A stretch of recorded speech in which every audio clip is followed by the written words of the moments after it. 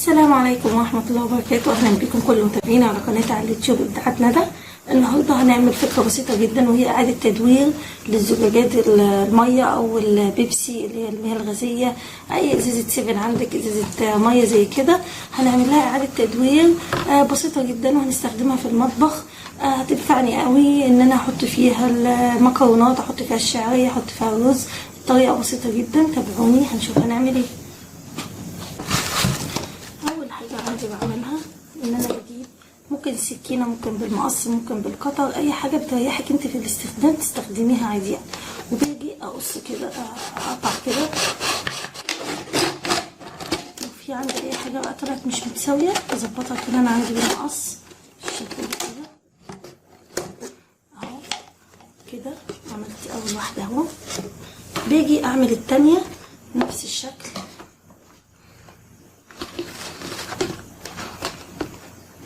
كده، واكملها بالمقص عادي لو اسهل لي يعني.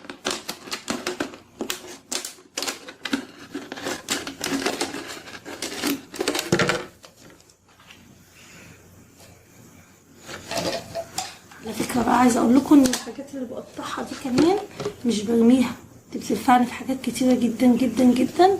هبقى اقول لكم عليها مره تانية ان شاء الله بعمل بيها ايه.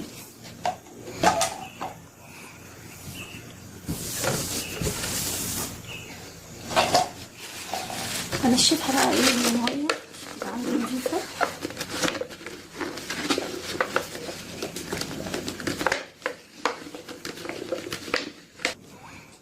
طبعا عشان عندي الازايز دي نضيفه، فضيت الميه منها وجبتها عشان اصور الفيديو فهي نضيفه. انما لو انت ازايز مستعمله بتغسليها طبعا الاول، وبتحطي فيها بقى، بتحطي هنا المكرونه زي ما انت عايزه، وبتلبسيها دي كده بالشكل ده، يبقى كده عندك مقفوله شكلها جميل جدا. مثلا طلعت اللي فوق دي مثلا ضيقه وما بتدخلش هنا، اعمل فيها ايه يعني؟ مثلا لو العكس كده، ودي مثلا جيت ادخلها كده تقفلها من بره، لو هما الازازتين زي بعض مش هيدخلوا كده ايه في بعض زي دي عشان مختلفه وواسعه شويه دخلت.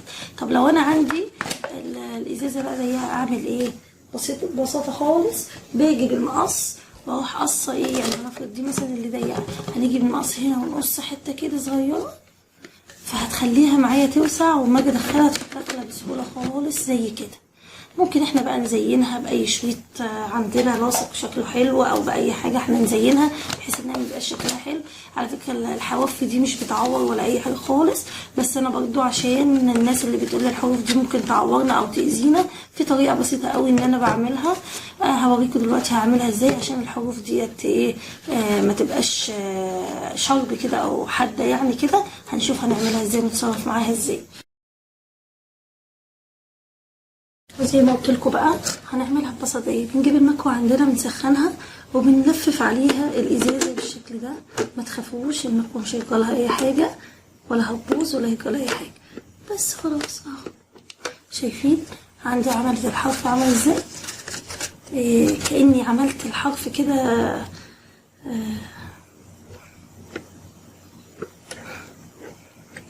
اهي. مبقاش عندي الحرف خالص، ليه بقى ليه حرف كده يعور ولا اي شيء؟ هو مش هيعور، ما تخافوش يعني، بس برضو للاحوط هي عملناها اهيت. نعمل التانية كمان اهو، مكوى سخنة، وما تخافوش زي ما قلتلكوا المكوى مش هيجرالها اي حاجة اهو.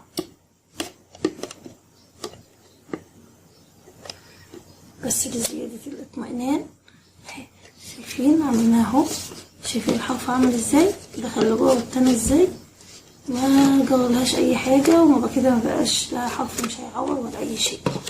طيب انا زي ما قلت لكم اهو، نفس اللي انا يعني زي ما انا قلت لكم قبل كده اهو، لما انا عملتها على المكوى الحرف بتاعها ضيق شويه ومش راضي يقفل. بعمل ايه بقى؟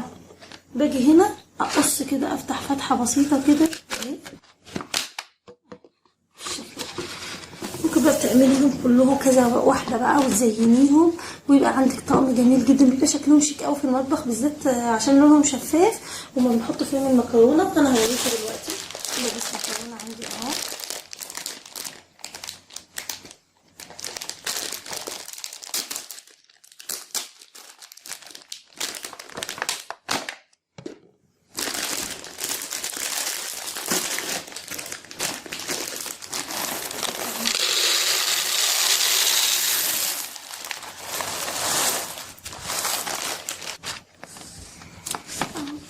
بقفلها كده تديني شكل جميل جدا.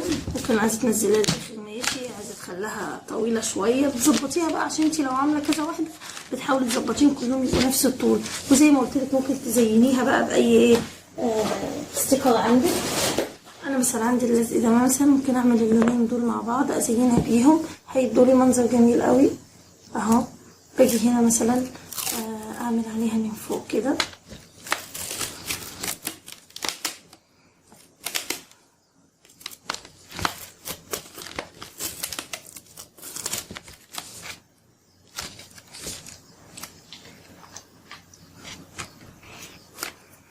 كده يبقى منظر جميل.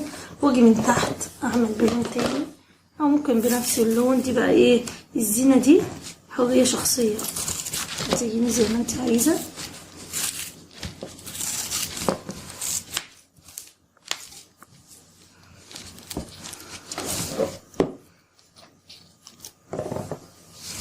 كده انتوا شايفين شكلها جميل جدا وشيك جدا، ولو حطيتها في المطبخ عندك تدي منظر جميل. ودي كانت فكره بسيطه جدا لاعاده تدوير الزجاجات البلاستيك او الزجاجات المياه الغازيه. منظرها بيبقى شيك جدا في المطبخ، واستغلينا حاجه كنا هنرميها. وان شاء الله اشوفكم في فيديو تاني فكره جديده على قناه ابداعات ندى. ما تنسيش تدعمونا بقى بالشير واللايك والسبسكرايب، ولو كنتوا لسه مشتركين لاول مره فعلوا الجرس عشان يوصلكم باذن الله كل الفيديوهات الجديده. واشوفكم في فيديو تاني، والسلام عليكم ورحمه الله وبركاته.